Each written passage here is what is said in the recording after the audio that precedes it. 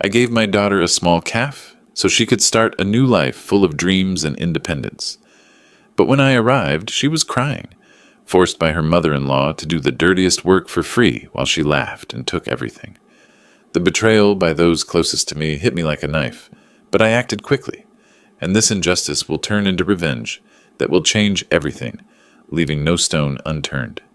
Before we continue, please subscribe to the channel and write in the comments what time it is where you are now. The bells above morning brew. Calf jingled when I pushed through the glass door. Burnt coffee hit my nose first, then something sour from the kitchen. Wrong. All wrong. Then I saw her. My daughter Delphine. On her knees in the bathroom doorway, door propped open for the whole world to see, scrubbing tile grout with a toothbrush. Her face was red, wet. She wiped at her eyes with the back of one hand, kept scrubbing with the other. Delphine, you missed a spot. Again. The voice came from behind the counter.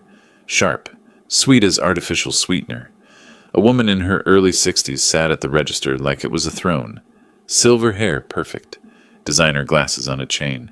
Aura Foster, my daughter's mother-in-law, in the calf I bought for Delphine 3 months ago with every penny I had. Delphine's head jerked up. Our eyes met. Hers went wide, panicked. Dad! Lemuel!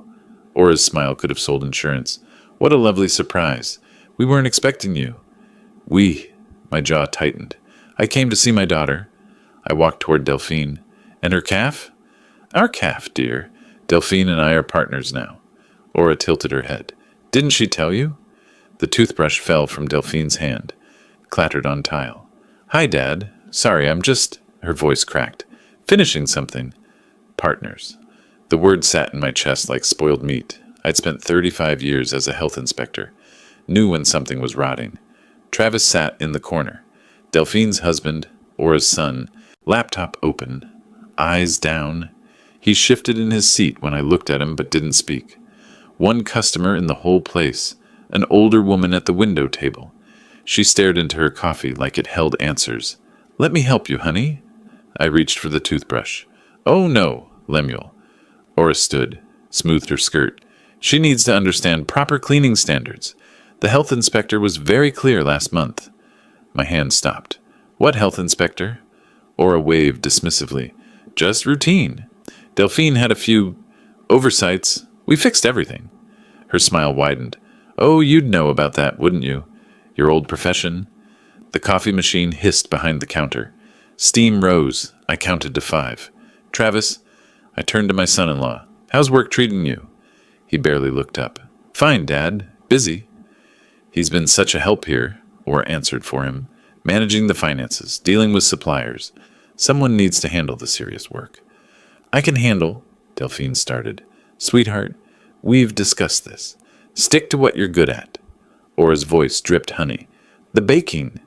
Delphine's hands curled into fists. She stood, grabbed a rag, moved to the nearest table, started wiping in circles. Fast circles. I ordered coffee from Aura. Not from my daughter. Had to. She poured it with theatrical precision. Tell me what you think of our blend. I've made some improvements to the sourcing. Our improvements. Every word a tiny knife. The coffee was weak, bitter, wrong temperature. I'd shut down restaurants for less. Delicious, I said. My hand shook when I raised the cup. Coffee sloshed, spilled on the counter. Aura's eyes tracked the movement. Something flickered in her expression. Satisfaction, maybe. She pulled a towel from under the counter, wiped the spill with exaggerated care. No worries, Lemuel. Accidents happen. I wanted to grab that towel, wanted to deep breath, count to 10 this time. The woman at the window table stood, left without finishing her coffee. The bell jangled behind her. I'd love to see the partnership papers, I said. Voice steady, casual. Business documents, so boring. Aura laughed. Travis handles all that legal stuff. Isn't that right, honey? Travis nodded, said nothing. 35 years I'd inspected restaurants. Watched owners lie, watched them squirm, watched them try every trick in the book. I knew guilt. I knew deception. I knew when I was looking at both. Well, I set down my cup. I should let you ladies get back to work. Oh, we're always working, Aura beamed. Running a successful business takes constant attention. Constant. But that's what family does, right? We support each other. I looked at Delphine. She stood at the far table, rag in hand, staring at nothing. Right, I said. The bells jangled when I left, gentler this time, or maybe my ears were ringing too loud to tell. I drove home. 20 minutes through Portland traffic, mind racing, hands tight on the wheel. Around 7, my doorbell rang. Delphine stood in my apartment hallway, eyes red. She walked in without speaking, sat on my couch, pulled her knees to her chest. I told her I was picking up supplies, she whispered. I sat beside her, waited. The dam broke. Dad, I'm so sorry. Tears streamed down her face. I didn't want to tell you. I was ashamed. Ashamed of what? She said she'd help with startup costs. Said it was a family investment. Made it sound so generous. Her words tumbled out, fast, desperate. Then the papers. There was so much legal language. Travis said it was normal. He promised it was just to protect everyone. My chest tightened. Let me see them. She pulled a folder from her bag. Shaking hands. I opened it. Partnership agreement. Page 1 looked standard. Page 3 made my stomach turn. Page 7. She owns 51%, Delphine sobbed. The lawyer said I can't. Forget what the lawyer said. My voice came out cold, flat. I'll fix this. Dad, she's got money, connections. And Delphine. I took her hands. Look at me. She did. I spent 35 years closing down restaurants that broke the rules. I squeezed her hands. I'll fix this. Fast. She left after 10, sneaking back like a teenager breaking curfew. I sat in the dark. The partnership documents lay on my coffee table. 51 pages of legal theft. My eyes drifted to the shelf. Between my vintage sanitation posters, Wash Your Hands, Save Lives, from 1952, sat a small leather wallet. I hadn't opened it in 3 years. My hand reached almost by itself. Inside, my old ID badge. Senior Health Inspector, Oregon Health Authority. The photo showed a younger me, more hair, less gray, same eyes that had shut down 43 restaurants in my career. I ran my thumb over the embossed seal. A smile crept across my face, not a nice smile. The badge sat on my nightstand when I woke. Habit kicked in, early mornings, decades of them. 6 a.m. sharp, I showered, dressed carefully, khakis, button-down shirt, comfortable shoes, inspector casual. Muscle memory is funny, hadn't worn this combination in 3 years. My reflection showed someone different from yesterday's shocked father. This man had a plan. The caf opened at 7. I got there at 7:30. Delphine stood behind the counter alone, dark circles under her eyes. She jumped when the bell rang. Dad, what are you? Black coffee, please. I spoke loud enough for the 2 customers at separate tables. And one of those cinnamon rolls. Her eyes flickered, understanding. Right. Yes. 1 coffee, 1 roll. Coming up. I took the corner table, unfolded the Oregonian, glanced at headlines I didn't read. My real attention was on operations. The refrigerator door hung open. 20 seconds. 30. Temperature abuse. Delphine grabbed milk, closed it finally. No thermometer visible on the outside. Red flag. Dairy products sat near the prep area, too close to where she'd just cut vegetables. Cross-contamination risk. No date stickers on opened containers. Violation of OAR 333-50-0. Her phone sat on the prep counter. Contamination vector. I'd seen enough in 10 minutes to cite 5 violations. My coffee arrived. I thanked her. She hurried away. 35 years I'd done this. The same way a carpenter sees load-bearing walls, I saw health code violations. Automatic, unavoidable. Lemuel, becoming a regular already? Aura appeared from the back. Fresh makeup, fresh smile. She pulled out the chair across from me. Uninvited. See, I told Delphine. Good coffee sells itself. The place seems different from last time. I sipped my coffee. Still weak. Still wrong temperature. New systems? Oh, absolutely. Aura leaned forward, eager. I've implemented several efficiency measures. Reduced waste, optimized inventory, streamlined operations. Small businesses fail because of overspending on unnecessary things, such as premium dairy for one. The generic brand is half the price. Her eyes glittered. Customers can't tell the difference. Optimize. Corporate speak for cheap out. I'd shut down a restaurant for serving expired milk once. Apparently, in Aura's world, expired was just another optimization opportunity. Mental note, check the walk-in fridge date labels, if they existed. Smart, I said. Thank you. Travis and I have been reviewing every expense line. He's got such a head for numbers. Travis arrived then, nodded at me, sat at his usual corner table, headphones on before his laptop even opened.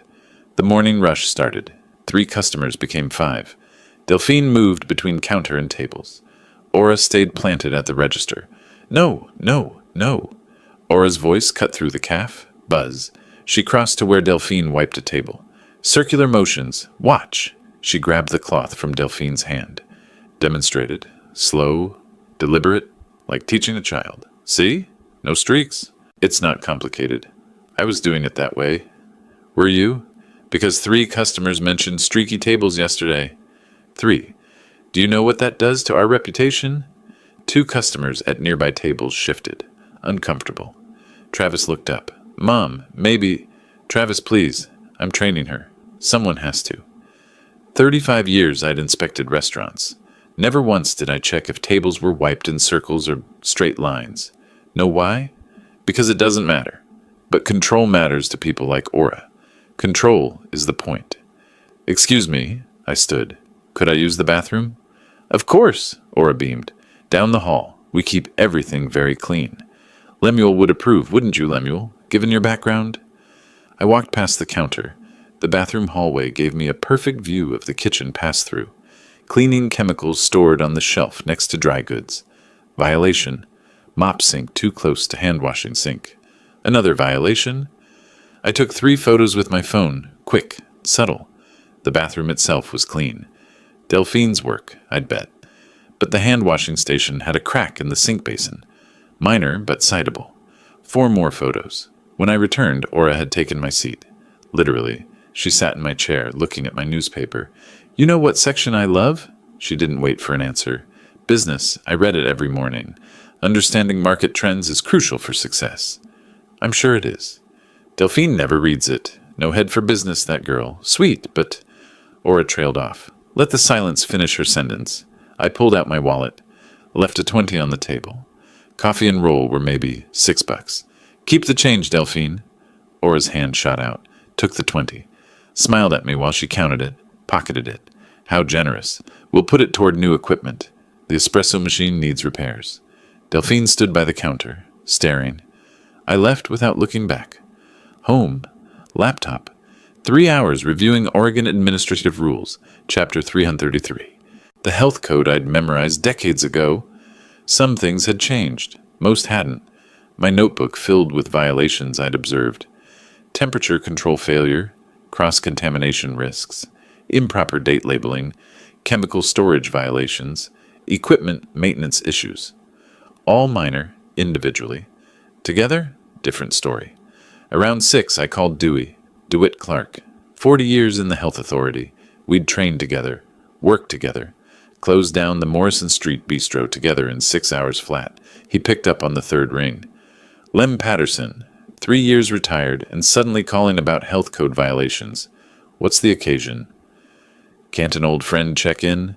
His laugh barked through the phone. You never checked in once in 3 years. Spill it. Who screwed up? Hypothetically, I leaned back in my chair. Small calf? New ownership. Several OAR 333-150 violations. Temperature control, date labeling, cross-contamination risks. Hypothetically, his tone shifted. Professional. That's 3 citable offenses. How bad? Bad enough. But the owner's confident. Thinks rules don't apply. Those are always my favorite. Dewey's smile came through the phone. The confident ones. We talked for an hour. About nothing. About everything. About the old days. You know what, Lem? I miss working with you. The department's different now. Younger guys, all about computers and risk assessments. Nobody's got that instinct anymore. That feel for when something's wrong. I pulled open my old filing cabinet, the one I'd kept from my office. 43 years of contacts. Inspectors, supervisors, department heads, people who owed me favors, people I'd trained, People who remembered when Senior Inspector Patterson shut down that bistro in 6 hours flat for flagrant violations. Martinez, Chen, O'Donnell. My finger traced down the pages. Dewey, I said, voice soft. Someone's about to get a refresher course on Oregon Administrative Rules, Chapter 333. Time to see if Ora Foster really understands what business optimization means. I hung up. In the silence of my apartment, I whispered 5 words to the empty room. Welcome to my world, Ora. 2 days after I'd whispered that threat into my empty apartment, I sat at my kitchen table surrounded by paper. Not just any paper, 35 years of accumulated knowledge, Oregon Administrative Rules, printouts, health code violation checklists, complaint form templates. My coffee had gone cold. Hadn't noticed. The filing cabinet in the corner stood open. Contact lists, inspection protocols, enforcement procedures. Everything I'd promised myself I'd forget in retirement. Funny how it all comes rushing back when you need it. I pulled up the Oregon Health Authority's website. Official complaint form right there in the public portal. Simple, clean, bureaucratic. But I didn't just fill it out. I crafted it. Every word chosen to trigger red flags. Multiple violations observed. Cross-contamination risks. Temperature abuse of potentially hazardous foods. Repeated concerns from vulnerable populations. Magic phrases. The kind that bump a complaint from routine follow-up to immediate inspection. I'd written 3,000 inspection reports in my career. This one felt different, better, more personal. My yellow legal pad sat next to the laptop. 4 stages outlined in my cramped handwriting. Stage 1, health inspection. Stage 2, social reputation damage. Stage 3, legal action. Stage 4, financial consequences. Stage 1 was almost ready, just needed the final pieces. My burner phone app, downloaded the night before, paid account, untraceable to my main number, sat open on my phone. I dialed Delphine. She answered on the first ring. Hello? Honey, you alone? Silence. Then, Travis is at his mother's. Dad, what's going on? Listen carefully. I kept my voice level. Tomorrow when you close, I need you to forget a few things. The date labels on the dairy? Don't replace them. That temperature log by the walk-in? Maybe you're too tired to fill it in. Long pause. You're setting her up?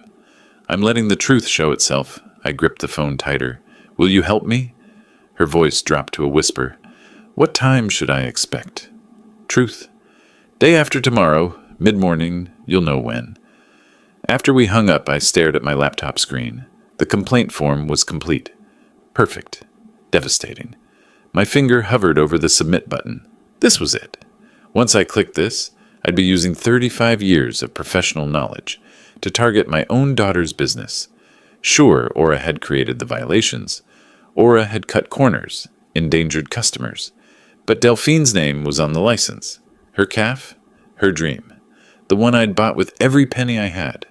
I remembered her face, on her knees, scrubbing grout with a toothbrush, crying, click submit.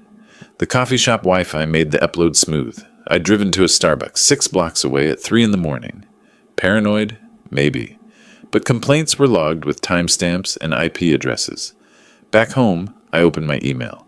Confirmation from OHA. Your complaint has been received and assigned reference number 2025 PDX 1847. Stage 1. In motion. Late afternoon, my phone rang. Dewey's name on the screen. You still up? His voice was warm. Of course you are. Tell me. Pulled up the complaint. Lem, you manipulative bastard. He laughed. You wrote it like a textbook example. Hit every trigger phrase we have. Vulnerable populations. That's code red for us. I mentioned elderly customers and young children. Exactly. Makes it high risk. Automatic priority response. Papers rustled on his end. Complaints flagged. Should get assigned to a team within 48 hours. Should. Will. I'm monitoring it personally. Not because you asked, because the complaint warrants it. Everything by the book, Lem. I'm not breaking protocol. Your complaint just happens to be perfectly written. You trained me well. Yeah, I did. His voice softened. But Lem, stay away from the scene when it happens. You can't be anywhere near Morning Brew that day. If there's any connection between you and the inspection, I understand. Do you? Because Aura sounds like the type to ask questions. Why now? Why this timing? You visited her caf recently, right? As a customer, as a father. That's what you tell her if she asks. Nothing more. Got it? I promised. Meant it. Mostly.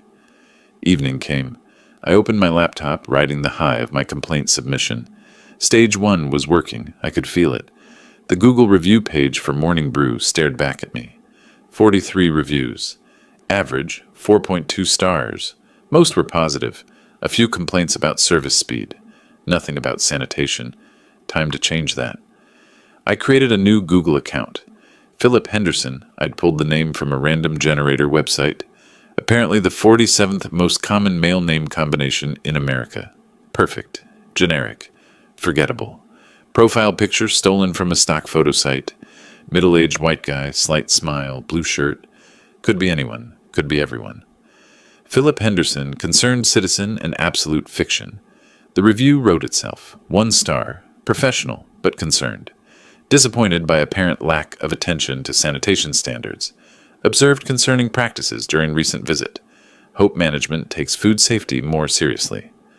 My cursor hovered over post. Should I use a VPN? Proxy server? No. Overthinking it. Just a review. From a fake account with a fake name and a fake photo. Clicked post. 11:47 p.m. The review appeared instantly. I leaned back, satisfied. 2 strategic strikes in one day. The complaint, official and devastating. The review, public and damaging. 35 years I'd filed inspection reports. Never once had I enjoyed it this much. My laptop chimed. Video call, incoming. Fletcher's face filled the screen, Berlin apartment behind him. Dad, you look different. Focused. I'm fixing what needs fixing. Does Delphine know your plan? She knows enough, not everything.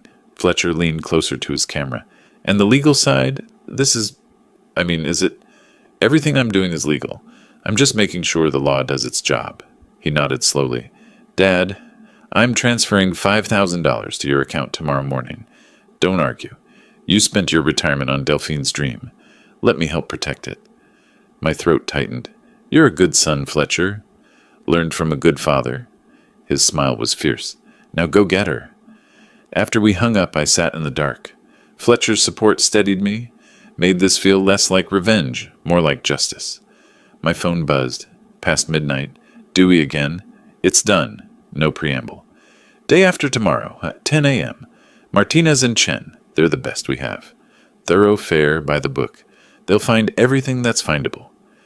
Dewey, don't thank me. I didn't do anything except let the system work exactly as designed. You wrote a textbook perfect complaint. It got the response it deserved. He paused. Lim, stay away from Morning Brew that day. You hear me? If Aura suspects any connection, I understand. But I knew myself. I'd spent 35 years watching inspections unfold. I wouldn't miss this one. After we hung up, I sat listening to Portland's rain against my window. Stage 1, almost complete. 48 hours until Aura Foster learned what 3 decades of health inspection experience looked like when aimed at her. My phone glowed. 1 new notification. Google alert. Someone had replied to my Philip Henderson review. I opened it, expecting nothing. Aura, her verified business account. The reply was public, visible to everyone. We take all customer concerns seriously and would appreciate the opportunity to discuss your experience. Please contact us directly at your earliest convenience. We pride ourselves on exceeding all health and safety standards. Professional, appropriate. And underneath, a threat. I'm watching. I see you. I will find you. Should have felt worried. Instead, I smiled. Let her watch. Let her waste energy chasing Philip Henderson's ghost. I had bigger problems lined up for her. Problems with badges and clipboards and the full force of Oregon administrative rules. Chapter 333. 2 days crawled by like wounded animals. I cleaned my apartment twice. Reorganized my vintage sanitation poster collection. Called Fletcher to discuss Berlin weather, of all things. Anything to burn time. The morning of the inspection, I woke at 5. Couldn't help it. Decades of early morning inspections had programmed my internal clock. By 9:30, I'd violated Dewey's instructions.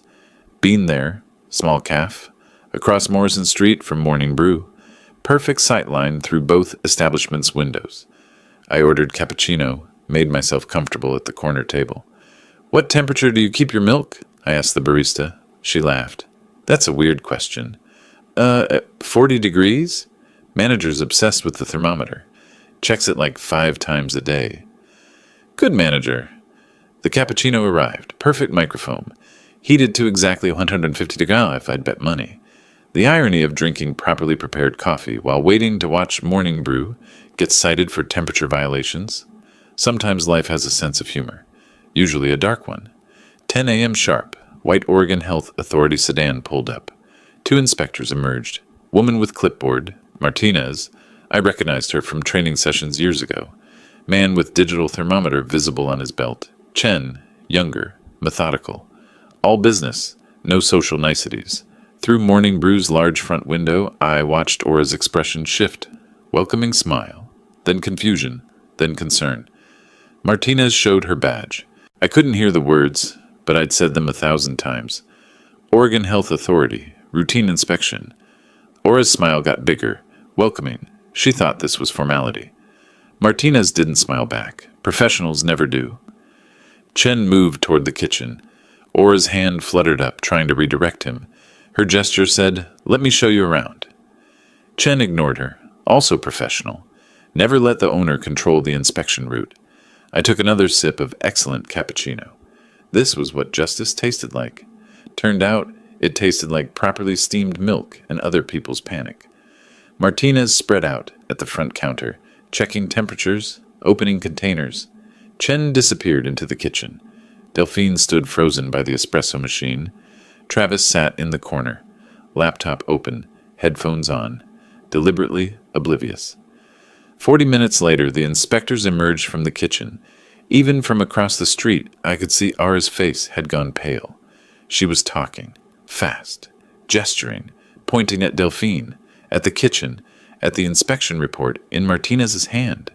The universal language of, "This isn't my fault, it's her fault." Martinez's face stayed flat as concrete. I'd trained her well. Never react to the show, just write up the violations. Through Bean, there's window, I watched Aura's performance like it was Netflix. Better than Netflix, this had real consequences. Her face went from concerned business owner to, "I need to speak to the manager," to full Karen nuclear option in about 6 minutes. Martinez handed her papers. Official forms. Yellow copies. Aura snatched them. Started reading. Her expression transformed. Rage. Pure rage. She wheeled on Delphine. Even through closed windows, I could tell she was screaming. 2 customers grabbed their coats. Left, hurriedly. Travis pulled off his headphones. Looked up. Did nothing. Cowardice personified. The inspectors left. Professional. Unmoved. They'd seen this show before. I finished my cappuccino. Left cash on the table. Walked to my car 3 blocks away. Home. 20 minutes through traffic. My hands shook on the wheel. Stage 1. Complete. Late afternoon, my burner app rang. Delphine. "Dad, I can't talk. She's—" Aura's voice in the background. "Who are you calling?" "Nobody, just—" Call disconnected. I stared at my phone. Texted instead, "You did perfect. Stay strong. This isn't over." Response came an hour later. "She's blaming me for everything. Says I ruined the business.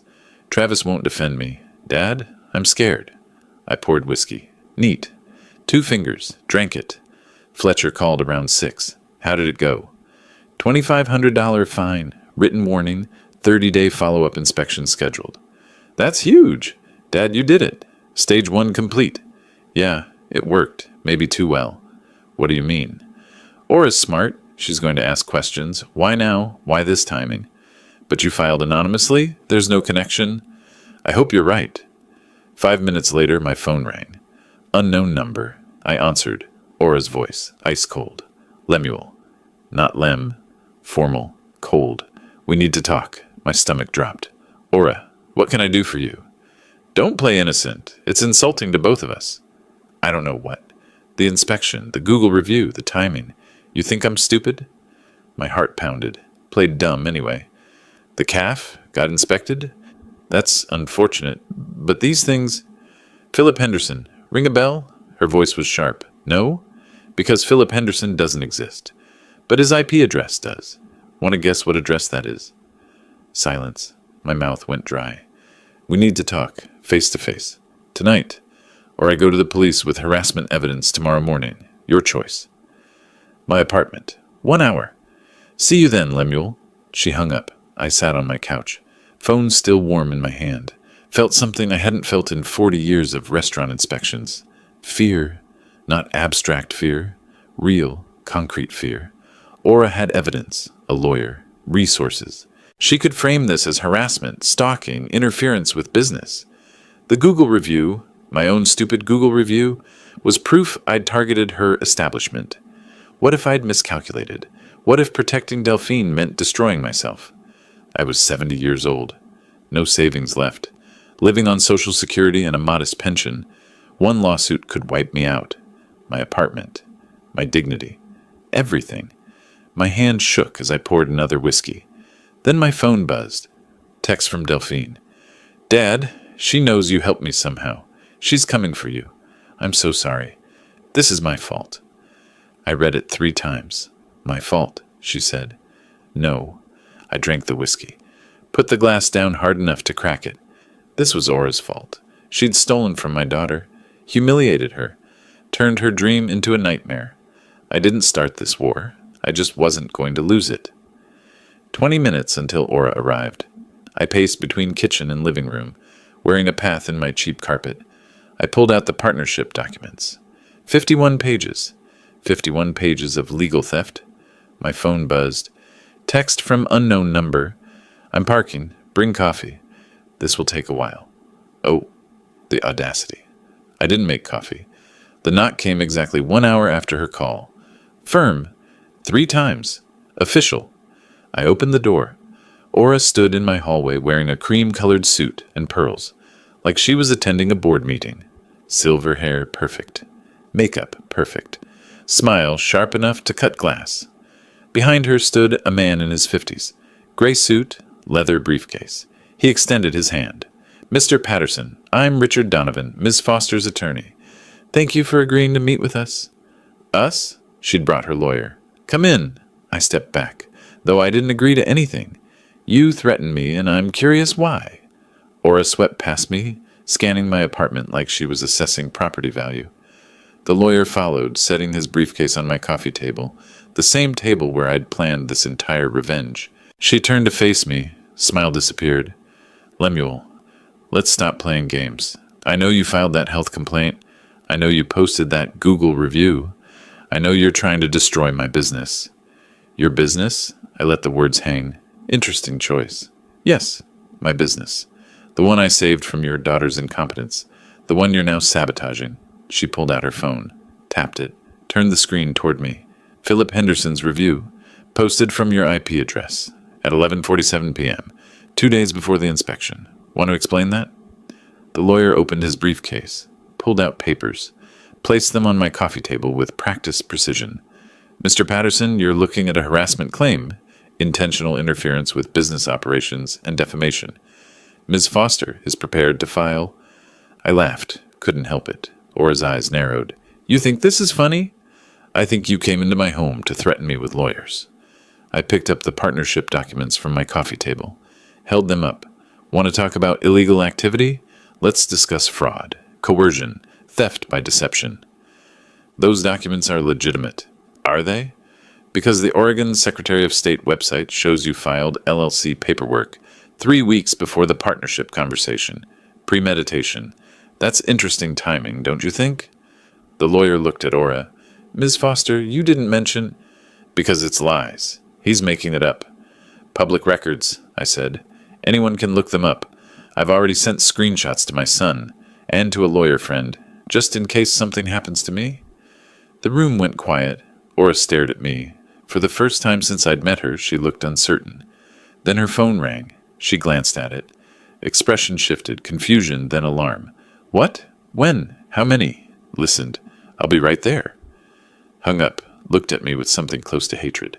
Someone just posted photos on Facebook. The health inspection, the violations list. The fine. Portland Foodies Group, 12,000 members. They're destroying us. I kept my face neutral. Inside, I was thinking, Stage 2? I didn't plan that one, but I'll take it. Aura grabbed her purse. This isn't over. No, I agreed, it's not. But Aura, that Google review, that's the least of your problems. You started a war with someone who spent 35 years shutting down people who broke the rules. I'm just getting started. She left, lawyer scrambling after her. I closed the door, leaned against it. My hands were shaking. Stage 1, complete. Her confidence, shaken. Next move, hers. And I had no idea what it would be. My phone buzzed. Text from unknown number. Dad, it wasn't me who posted the photos, but thank you to whoever did. D. If it wasn't Delphine and it wasn't me, then who? The apartment door closed behind Aura and her lawyer. I stood there, back against it, heart hammering. Stage 1 had worked. The inspection, the fine, the Facebook post going viral. But Aura wasn't retreating. She was escalating. And the mystery Facebook post. Someone else was in this game. Someone I didn't know about. That should have worried me more than it did. I poured another whiskey. This one I actually drank. Wait. Voices in the hallway. I opened my door. Quiet. Peered out. Aura and Donovan waited for the elevator, his back to me, checking his phone. Aura stood apart, pulling out her cell. I stayed in my doorway, out of sight. Hallway acoustics are funny things. Her voice carried. No, don't worry about Patterson. He's made his little health complaint. Feeling powerful. But the transfer documents are almost complete. 1 more month and Morning Brew will be entirely mine. Legally and permanently.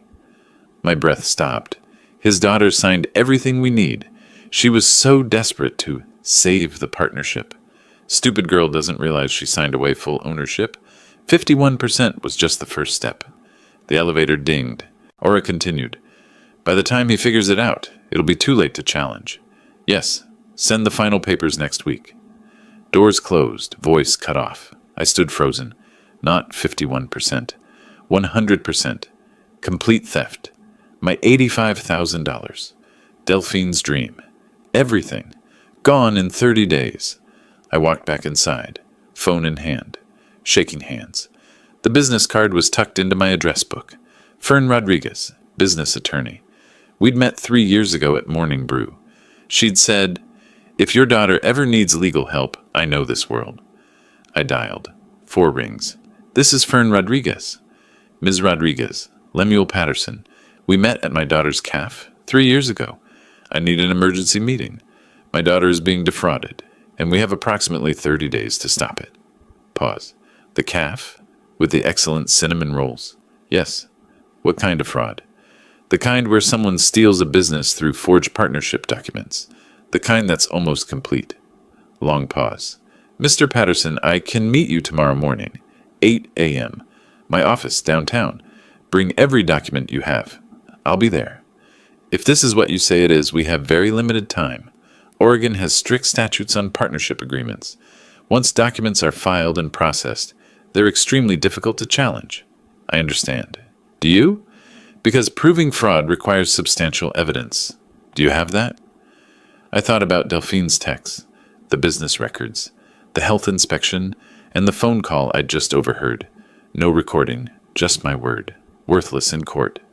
"I have some evidence, and 30 days to get more." "Then that's what we'll do. 8 a.m. tomorrow." She hung up. I looked at my apartment.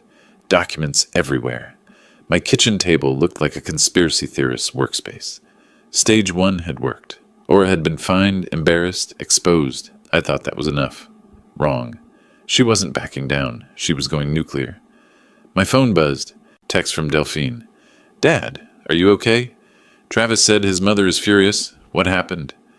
What happened? I'd started a war I might not win. I typed, "Meeting with a lawyer tomorrow morning. Things are going to get worse before they get better. Trust me. Can you do that?" 3 dots. Then, "I trust you. Always." I stared at those 2 words. Always. I opened my laptop, created a new document, evidence log or a Foster fraud case. Started typing. Date, time, location, what I'd overheard, verbatim quotes. It wasn't much, but it was a start. Stage 2 was about to begin. This time it wasn't about health inspections and online reviews. This time it was about the law. And in that arena, I wasn't the expert. Ora knew that. That's why she'd brought a lawyer to threaten me. She'd been one step ahead. I needed to catch up. Fast. 8 a.m. came too fast and too slow. I'd spent the night organizing evidence, printed texts, screenshot business records, timeline, notes from the overheard conversation. By dawn, my kitchen table looked like a crime scene. Fern Rodriguez's office was downtown, converted warehouse, exposed brick, modern glass. Her name on brass plate on the 3rd floor, Rodriguez and Associates, business law. I knocked at 7:53 a.m. She opened the door herself, coffee in hand, already reviewing documents on her laptop. "Mr. Patterson, you're early. Good." Her conference room smelled like expensive coffee and desperation, mostly the coffee. My desperation was free. She spread the partnership documents across the table, like a forensic investigator displaying murder evidence, which, legally speaking, this kind of was. "These are thorough." Fern's tone was neutral, professional. That's lawyer speak for whoever screwed, you knew what they were doing. Great. I'd been screwed by a professional. Comforting. Can we challenge them? Legally, they're valid. Delphine signed, notarized, filed properly. She looked up. But if she signed under duress, if she didn't understand the terms, if Ora misrepresented what she was signing, that's actionable. We need evidence. I heard her, on the phone. She admitted the whole plan. Your testimony of an overheard conversation? Fern shook her head. Hearsay, inadmissible. We need her words, recorded, undeniable. Oregon's a one-party consent state. Fern's eyebrows rose. You've been researching. 35 years as a health inspector. I know recording laws. If Delphine records conversations she's part of. It's legal evidence. Exactly. Fern smiled. So we need Delphine to provoke Ora into admitting the fraud. On record. She'll do it. Are you sure? Because if Ora discovers the recording... My daughter spent months being humiliated by this woman. She'll do it. I called Dewey. I need tech help. Someone who knows recording devices. Discreet. Legal. Today. Pause. My nephew, Oliver, IT security. 3 hours later, I met Oliver Clark at a coffee shop. Dewey's nephew. 24. IT security specialist. Hoodie, laptop bag, energy drink instead of coffee. Uncle Dewey said you need recording equipment. He pulled out a small device. Sony ICD PX470. Looks like a calf. Order tracker, right? Clips to an apron. 44 hours recording time, voice activated. I took it. And it's legal? Oregon's a one-party consent state. If she's participating, she can record it. Totally legal. What if Ora finds it? Oliver grinned. Generic looking. Worst case, your daughter says it's for tracking orders. Young people are so easy to please.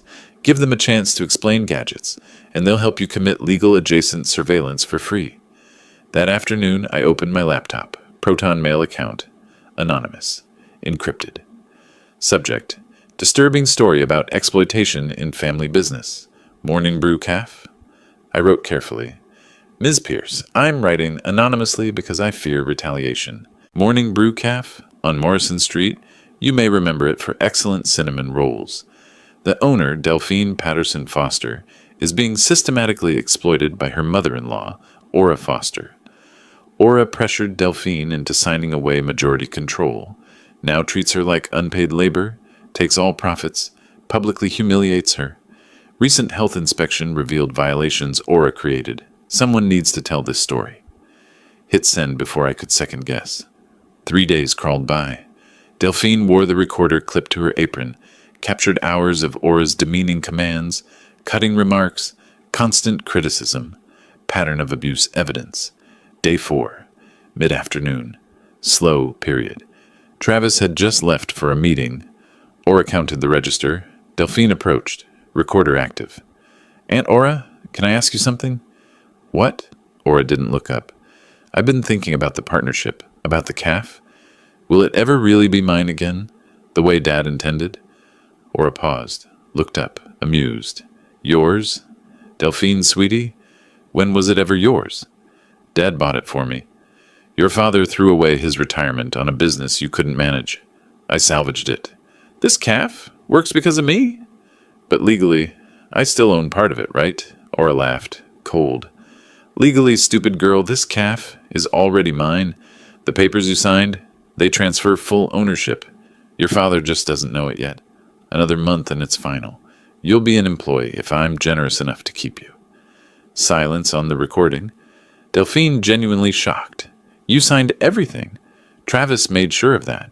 You trusted him, trusted me, and that was your mistake. Then silence. 10 seconds of nothing. When it resumed, and there's nothing your father can do about it. His little health inspection tantrum cost me $2,500. I'll make that back in a week. That evening we listened in Fern's office. Me, Delphine, Fern, Oliver. When the gap hit, Fern's face fell. Wait. It cut out. Oliver examined the device. Power interruption. The clip must have loosened. I'm sorry. Of course it did. I laughed, slightly hysterical. Of course, because nothing in this plan could go smoothly. Fern cleared her throat. It's still usable. But with that gap, a defense attorney could argue context is missing. So we need more. We need more. 2 nights later, Delphine called. Late evening, voice shaking. Dad, I heard Travis on the phone. With his mother. He said he chose her over me. Come over now. The guest room is yours. She arrived 30 minutes later. 1 suitcase. Red eyes. Tell me. He was on the phone with Aura. I wasn't supposed to hear. She was yelling about someone asking questions. Some food blogger. Travis kept saying he'd handle it. Then Aura must have accused him of being weak because he said, her voice cracked, I chose you over her. I'm with you. I've always been with you. What did you say? I told him to leave. Told him we were done. He tried to explain, but there's nothing to explain. He chose his mother over his wife. Simple as that. My phone pinged. Email. Address I didn't recognize. pdxfoodscene247gmail.com. Subject, re-morning brew situation. I opened it. Mr. Patterson, I'm guessing. I received your message. I'm Octavia Pierce. I remember Delphine. I remember her cinnamon rolls and her smile. I did some digging. Talked to regulars. Something's very wrong at Morning Brew. I'd like to hear Delphine's side. My article publishes in 3 days. Octavia. 3 days. I hadn't expected her to move this fast. I responded, Thank you. I can arrange a meeting. Delphine is ready. But we need discretion. The people exploiting her have resources. Her response came within minutes. I can and will. This story matters. Portland supports its own. Tell Delphine I've got her back. I closed the laptop, looked at Delphine on my couch, suitcase at her feet. Marriage ended. There's a food blogger who wants to hear your story. Article publishes in 3 days. Will it help? It'll make the health inspection look like a parking ticket. She almost smiled. Good. I pulled up the evidence log. Added entries. Recorded admission from Aura Foster. Partial confession. 10-second gap, but substantial incriminating statements. Travis Foster chose mother over wife. Delphine witness. Marriage ending, support system secured. Social media investigation initiated. Public opinion campaign beginning. We were building a case, piece by piece. Stage 2, in motion. Stage 3, coming in 72 hours. My phone glowed with Octavia's last message. Portland supports its own. I smiled. Not a nice smile. Aura thought she'd won. Thought she had everything locked down. She was about to learn what happens when you underestimate a father protecting his daughter, and a daughter who's finally done being the victim. 3 days later, I sat at my kitchen table with Delphine, watching her laptop screen refresh. Octavia Pierce's article had gone live at 6 a.m. By 6:30, 200 shares. By 7, 800. By the time we finished our coffee, around 8, we'd stopped counting. The title sat at the top in bold letters. The Dark Side of Morning Brew, a story of financial abuse and family exploitation. Below it, Delphine's story, not anonymous. She'd insisted on using her real name. People need to know it's real, she'd said. I'm done hiding. I'd been proud of her courage. Now, watching the numbers climb, I wondered if I'd prepared her for what came next. Internet justice moves fast, and it's never neat. Listen to this one, Delphine said, reading. I used to go to Morning Brew weekly until I saw how the owner treated her daughter-in-law. Never going back. Delphine deserves better. It has 847 likes. Keep reading. That woman Aura is exactly the kind of toxic person who ruins small businesses. I witnessed Aura screaming at Delphine for dropping a spoon. A spoon! The comments kept coming, hundreds, then thousands. By noon, Morning Brew's Google reviews were flooded. 1 star, 1 star, 1 star. People posted photos of themselves at other cafes. Hashtags, support Delphine and I boycott Morning Brew. My phone rang. Dewey. Lem, you crazy bastard. It's working. Everyone's talking about it. That's the problem. Everyone's talking. No, that's the solution. Public opinion is a weapon. You just fired it. He was right, but weapons have consequences. That afternoon, Aura posted a response. Official Morning Brew account. Delphine read it aloud.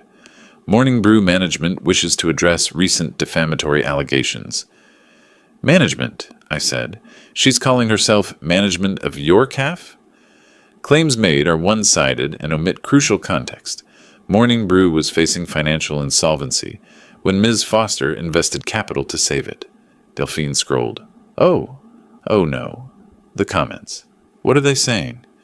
Top comment has 400 likes. Found Aura's burner account. Next one. This is exactly the gaslighting described in the article. She was making it worse for herself. Good. Let her dig deeper.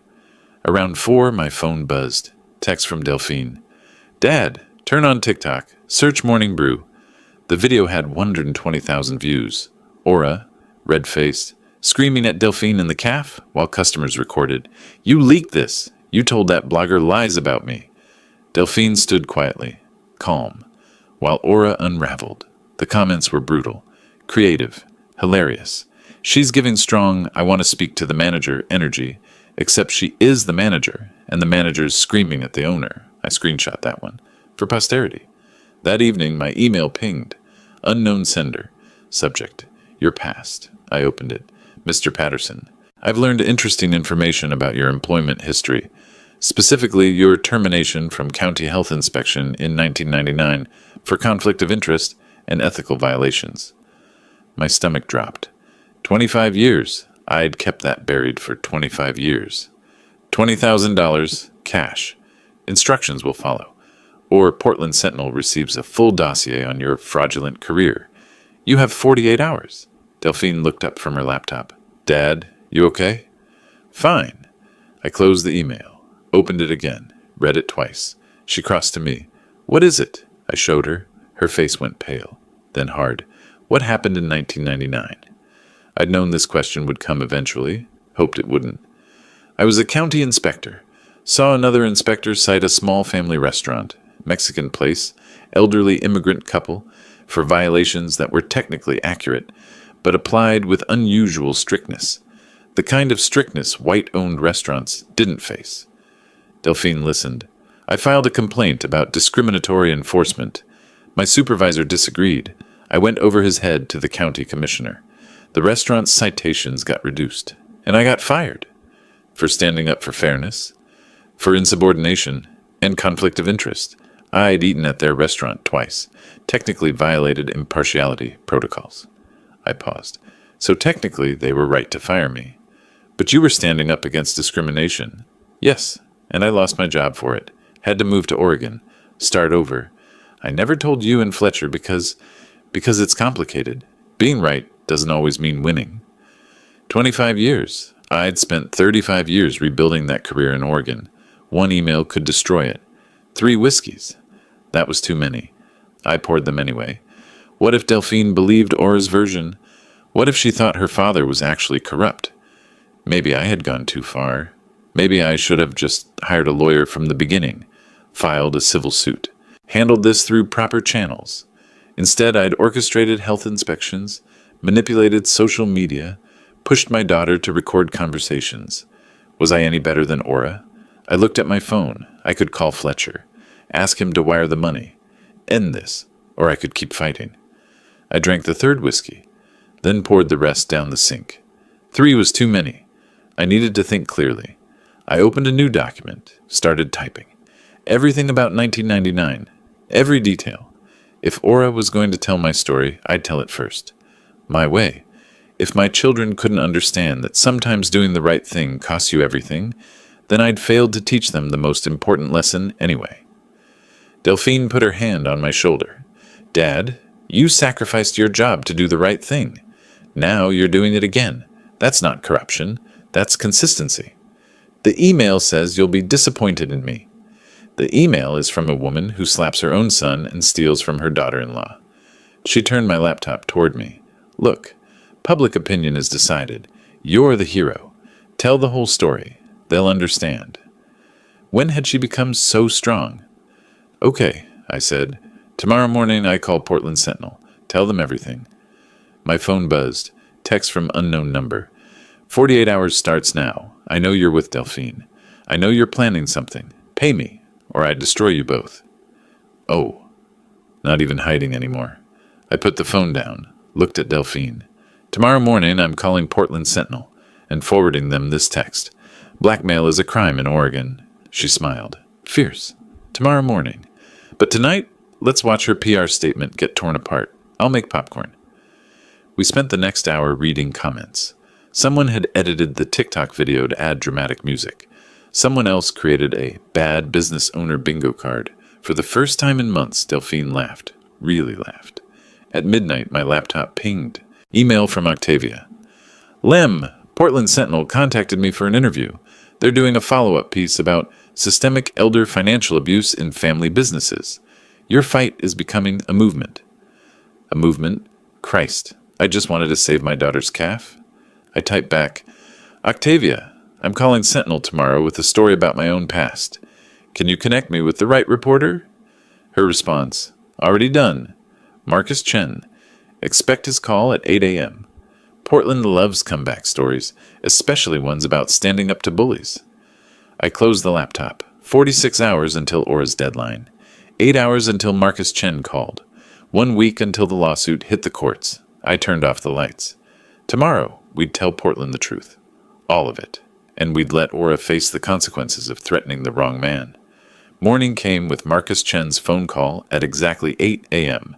I'd been awake since 6, rehearsing. How do you explain 25 years of buried history without sounding defensive? Turns out, you just tell the truth. Marcus listened for 40 minutes without interrupting. When I finished, including Aura's blackmail demand and threatening text, there was silence. Then, Mr. Patterson, this isn't about corruption. This is about someone who sacrificed their career for fairness and is doing it again. Can you forward me that blackmail text? Oregon has strong anti-blackmail statutes. This woman just committed a felony. I forwarded them immediately.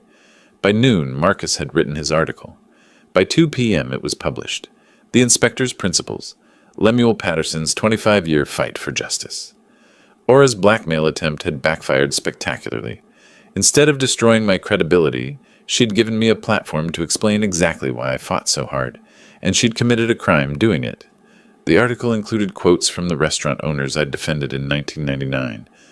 Marcus had tracked them down. They were still running their business. Grateful. It included the blackmail texts, with Aura's identity revealed through reporter investigation. Oregon State Bar received complaint about the extortion. By evening, Aura's lawyer, her third, quit. Richard Donovan had left after the confrontation. The second lasted 1 day after learning about the blackmail. The third sent one aggressive cease and desist letter, then withdrew when he read Marcus's article. Ms. Foster, did you send extortion demands?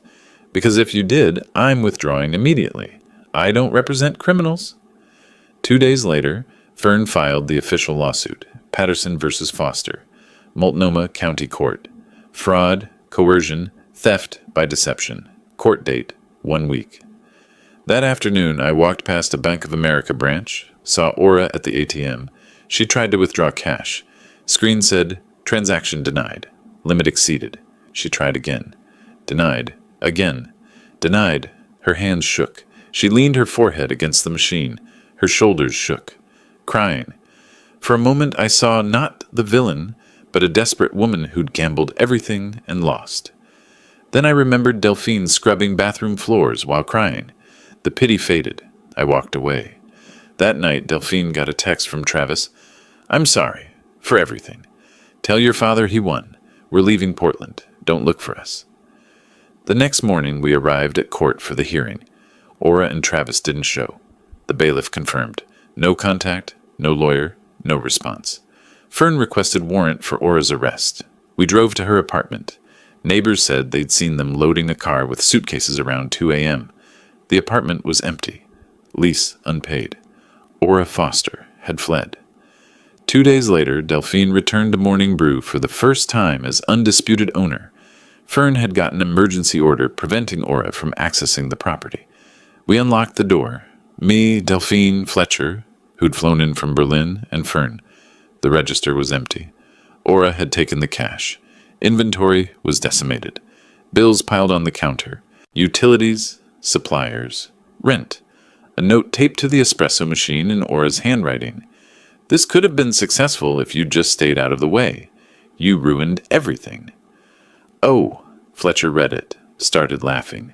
She stole your business, embezzled money, committed fraud and blackmail, and we ruined everything.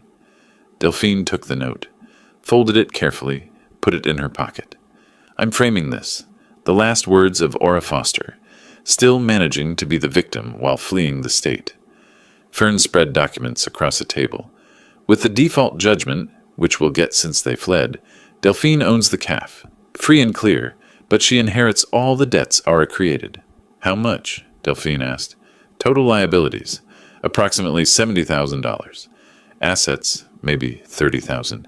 Net position, $40,000 in debt. Fletcher cleared his throat. I have $40,000 in savings. It's yours. Fletcher, no. Not negotiable. Dad gave you $85,000 to start this place. I'm giving you $40,000 to save it. We're family. The bell above the door jingled. A woman in her 60s walked in. I heard on the news. Is this place open? Are you Delphine? We're not officially open yet, Delphine said, but I'm making coffee. I would love some. The woman pulled out a folded check. This is from my book club. We want to help. She handed Delphine a check for $800. More people started arriving, some wanting coffee, most bringing donations, flowers, gift cards, checks, cash. One man brought a toolbox. I'm a plumber. Heard you might need repairs. No charge. By noon, we'd collected $6,000. By evening, $12,000. Volunteers scrubbing floors, painting walls, fixing hinges. Fletcher posted photos to Instagram. Morning Brew is rising from the ashes. Community support is incredible. 2,000 likes. That night, back at my apartment, I poured one whiskey. Celebratory. Delphine was asleep on my couch, exhausted but smiling. Fletcher was on the phone with his partner, laughing. My phone buzzed. Email from Fern. Court date rescheduled for next month. Filing for default judgment. Should be straightforward. However, there's one complication about the property deed. Call me in the morning. A complication. Of course. Because nothing in this nightmare had been simple. But I'd learned something. Complications can be overcome. Villains can be defeated. Justice sometimes actually wins.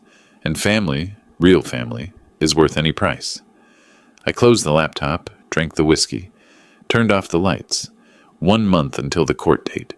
1 month until this nightmare was officially over. Unless Fern's complication turned out to be another battle. I'd find out tomorrow. Tonight, I was going to sleep well. Because my daughter was safe. Her business was saved. And Aura Foster was gone. That was enough. The complication turned out to be simple and devastating. Aura had cleaned out the CAF's register before fleeing. $15,000. Community donations deposited as cash. Money Delphine needed for suppliers. Security footage showed her entering at 1 a.m. She still had keys. Theft. Stupid, desperate theft. I filed the police report at 8 a.m. Detective Morrison was unsurprised. Fleeing suspects grab whatever liquid assets they can. We've issued warrants. Warrants don't pay suppliers. By noon, I had a lead. Dewey called. You sitting down? My buddy at PDX Airport Security ran the names. Aura Foster bought a one-way ticket to Las Vegas yesterday morning. Southwest, departed 6 p.m. Travis was on the same flight. Las Vegas, of course, the city where desperate people gamble their last dollars, hoping for miracles. We flew out the next day. Me, Fletcher, Delphine. Detective Morrison provided Aura's credit card trail. Motel 6, East Tropicana Avenue. 2 miles from the Strip, not the glamorous casino hotels. The kind of place where people hide when they've run out of everything. We arrived mid-afternoon. Nevada heat hit like a wall. 105 degrees. Merciless. The motel was sun-bleached pink stucco. Cracked asphalt. Aura's rental car sat in spot 47. Room 128. Ground floor. Curtains drawn. I knocked. Silence. Knocked again. Aura, it's Lemuel Patterson. We need to talk. Long pause. The curtain shifted, someone looking out. Finally, the door cracked. Chains still on. Travis's face appeared. Unshaven, dark circles, looking 10 years older than 3 days ago. She doesn't want to talk to you. I don't care. Open the door or I call Las Vegas police. Your choice. The door closed. Chain rattled. Opened fully. The room smelled like stale cigarettes. 2 unmade beds, empty wine bottles, fast food wrappers scattered. Aura sat on the far bed, back against the headboard. Yesterday's clothes. Her silver hair unwashed, tangled. No makeup. She looked small, defeated. Nothing like the woman who'd swept into my apartment with her lawyer. She didn't look up when we entered. You stole $15,000 from my daughter's calf before you ran, I said. Money community members donated. That's a new low. Silence. Why Las Vegas? I continued. Did you really think you could gamble your way out? Aura's voice came flat. I don't know what I thought. That maybe I'd win. That maybe I'd have money to pay you back. Make it right by stealing another $15,000 on your way out. I panicked. I needed cash. The cards were maxed. I just grabbed what I could. Delphine stepped forward. That was money people donated to help me. Community members who gave out of kindness. Aura finally looked up, eyes red. I know what it was. Do you want to know why? Aura said quietly. Why I did all of it. Greed, I said. She shook her head. When my boutique went bankrupt 10 years ago, I lost everything. Not just money. My friends, my reputation, my place in the world. I was someone. Then, nothing. Just a broke old woman with failed dreams. She looked at Delphine. When you got that calf, I saw an opportunity. Not just to make money, to be someone again, to matter. I started with genuine help, but then I realized I could have this. I could own it. The calf became my last chance to prove I was still worth something. So you stole my dream to rebuild yours, Delphine said coldly. Yes, that's exactly what I did. Travis stepped forward. Delphi, I know you hate me. I deserve it. But please understand. Don't call me Delphi. Don't blame your mother entirely. You made choices. Every step you chose. I was weak. She's controlled me my whole life. You're 37 years old. You had a choice every day when she made me scrub toilets. When she humiliated me publicly, you could have said no. You chose comfort over courage. You chose her approval over my dignity. Travis started crying. I love you. I still love you. I don't care. I'm filing for divorce. I want you out of my life completely. Delphine, please. We're done. Forever. You don't get redemption. You don't get forgiveness. You get to live with what you did. A knock on the door. Las Vegas PD. I'd called them before we entered. Aura Foster? Aura stood slowly. That's me. You're under arrest on warrants from Portland, Oregon. Felony theft, fraud, and embezzlement. She extended her wrists. Got handcuffed. Looked at me one last time. Did you really need to chase me to Las Vegas? Couldn't you just let me disappear? You stole $15,000 from community donations meant to help my daughter.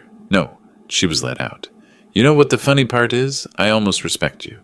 You're as ruthless as I am. You just have better PR. The difference is I fight for my family. You fight for yourself. We stood in the parking lot afterward, watching the police cruiser pull onto Tropicana Avenue. Travis remained by the motel room. Not arrested. No proof he knew about the theft, but destroyed anyway. He looked at Delphine, mouth opening. She turned away, walked to our rental car without looking back. That was the moment of defeat, not the handcuffs. The turn back. Fletcher put his hand on my shoulder. Come on, Dad. Let's take Delphine home. We flew back that night, landed in Portland at 11 p.m., drove through dark streets to Morning Brew. The calf sat empty, temporarily closed sign in the window. I need to see inside, Delphine said. We unlocked the door. The interior smelled stale. Most inventory gone. Aura had taken it when she cleaned the register. Delphine picked up envelopes from the counter. Bills, unpaid suppliers, final notices. Started opening them. Her expression never changed, but I watched the light dim with each envelope. "Dad," her voice was small. "It's worse than I thought." "How bad?" She spread bills across the counter. "With the stolen money, unpaid suppliers, legal fees, back rent, we owe $23,000. Before we can even think about reopening." Fletcher spoke up. "I have the $40,000 I offered. You already loaned money. I can't take more. And $40,000 barely gets us operational. It doesn't cover inventory, staff, insurance." She looked up at me, eyes filling with tears. "Dad, I won legally, but I lost everything anyway. Morning Brew is dead." I opened my mouth. Nothing came out. She was right. We defeated Aura, gotten justice, but justice doesn't pay bills. "Let's go home," I said finally. "We'll figure something out tomorrow." Driving away, watching Morning Brew disappear in the rearview mirror, I wondered, what was there to figure out? We'd saved the calf, legally, but destroyed it financially. Maybe Aura had won after all. Back at my apartment at 1 a.m., Delphine went to bed exhausted. Fletcher made tea neither of us drank. "Dad," he said after long silence, "what do we do now?" I didn't have an answer. For the first time in this entire nightmare, I genuinely didn't know. The next morning came too early. My phone buzzed, missed calls, text messages, emails, numbers I didn't recognize.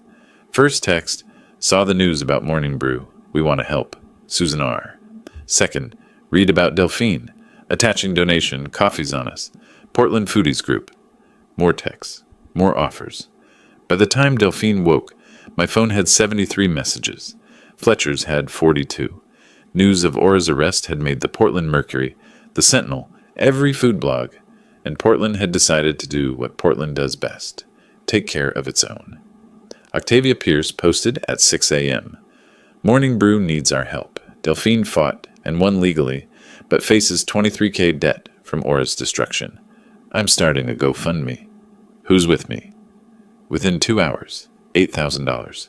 Delphine read messages crying, "Dad, listen, we're a commercial kitchen. We'll donate 20 pounds of flour and 10 pounds of butter monthly for 6 months. And this, I'm a licensed electrician. I'll update the wiring free." "That's Portland," I said. "We take care of our own." Fletcher looked up from his phone. "There's a Facebook group, Save Morning Brew. 4,000 members organizing supply drives, volunteer shifts. By end of first week, $31,000. 8,000 more than needed. 6 weeks of renovation followed. Fresh paint from volunteers. New tables donated. Equipment repairs at cost. Delphine's 8-year-old daughter Faye helped paint a mural. Stick figure woman holding a coffee cup like a shield. Mom, the superhero. Reopening day, line around the block. Local news coverage. Octavia documenting everything. Delphine's apple cinnamon pie sold out in 20 minutes. 6 weeks after that, Aura's sentencing. Multnomah County Courthouse. Orange jumpsuit. Hair pulled back. No pearls. Judge Martinez, 18 months county jail plus $15,000 restitution. Before being led away, Aura asked permission to speak. "Delphine, Mr. Patterson, I destroyed your family. I stole from you. Everything they said about me is true. I am exactly the villain everyone says I am." Her voice cracked. "What I told you in Vegas was true. I wanted to matter again, and I destroyed your lives to get it. That's unforgivable. I'm not asking forgiveness. I'm just acknowledging what I did. For the first time, I'm telling the complete truth. I'm sorry." She looked at Delphine. "Your calf is beautiful.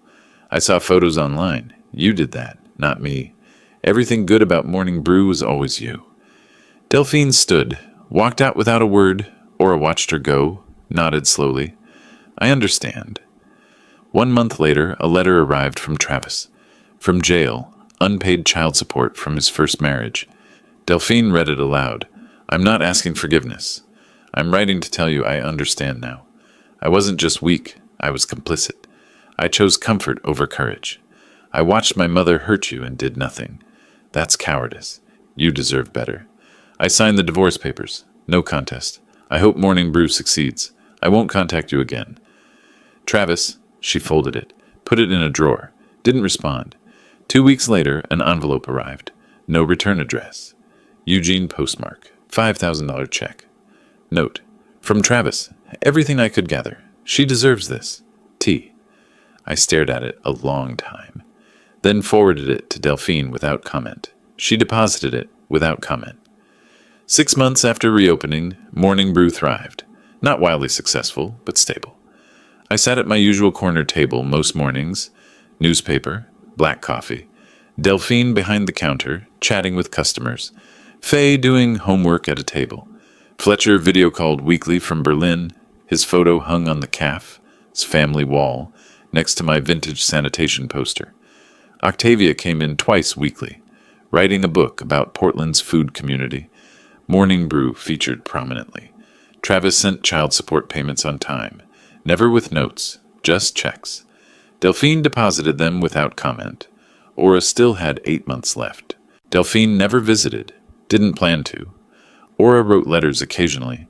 Delphine didn't open them, kept them in a drawer, not for closure, just because throwing them away felt like caring enough to make the effort. The caf was Delphine's, fully hers. No one could take that away. It wasn't the life she'd imagined when I first gave her the keys. It was harder, more complicated, built on rubble and community goodwill, but it was hers. One Saturday morning, someone asked me, "Was it worth it, all that fighting?" I looked at my daughter, smiled slightly. Ask me in 10 years, because that's the truth. Victory isn't a moment, it's what you build after. Fletcher appeared on video call at the bar. "Dad, you know what's funny? Aura thought an old inspector would be easy. She forgot. I spent 35 years shutting down establishments that thought they were smarter than the rules." He laughed. "That's the most you've ever sounded like a movie hero." "Heroes don't exist, Fletcher. Just stubborn old men who refuse to let bullies win." "Dad," Delphine called from the counter, "order up. Your cinnamon roll is ready." I walked over. She watched nervously. I bit into it. Chewed. Swallowed. "Well?" "Perfect. Just like everything else you do." She smiled. Really smiled. The kind that's been missing for months. That, right there, that's the victory. Not the legal judgments. Not Aura in prison. Not the money raised. Just my daughter smiling while making cinnamon rolls in her own caf. I'm 70 years old. My retirement savings are gone. My daughter's a divorced single mother running a caf. That almost destroyed her. But she's free. She's strong. She survived what tried to break her. The mountain air through the caf. Door felt clean. I breathed it in. All of it. If you like this story, please like this video. Subscribe to the channel and share your impressions of this story in the comments. To listen to the next story, click on the box on the left. Thank you for watching.